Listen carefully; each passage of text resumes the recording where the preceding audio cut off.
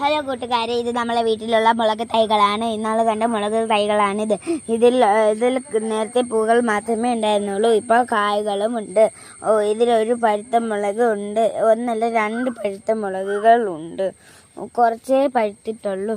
ഇതാണ് വലിയ മുളക്. ഈ മുളകിൻ്റെ പേരറിഞ്ഞൂടാ.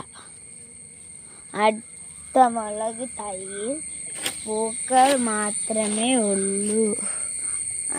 അതിൽ മുളകുകൾ വന്നിട്ടില്ല. ഇതാണ് പച്ചമുളക്. പച്ചമുളകിൻ്റെ 2 തൈകളാണ് ഉള്ളത്.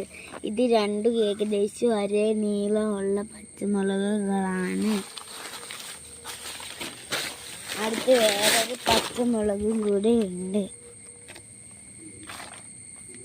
ഇത് വളഞ്ഞിരിക്കുന്ന പച്ചമുളക് ആണ്.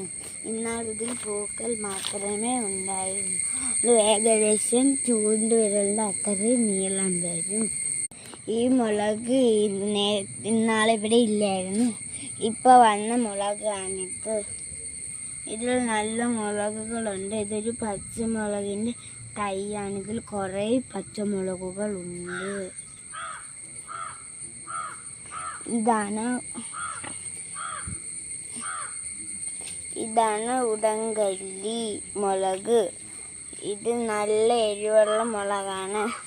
2, 3 ഇതിലുണ്ട്.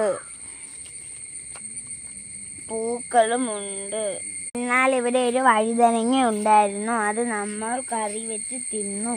അത് ഇപ്പോൾ ഉണങ്ങി കരിഞ്ഞുപോയി. ഇതാണ് പശുവിനുള്ള പുല്ല്. ഇത് നട്ട് വെച്ചിരിക്കുന്ന പുല്ലാണ്. ഇത് വെട്ടിയെടുത്താലും വീണ്ടും വളരും. ഇതിൽ ഇങ്ങനെ ആക്കിയാൽ കൈ മുറിയും. ഇങ്ങനെ ആക്കിയാൽ കൈ മുറിഞ്ഞു.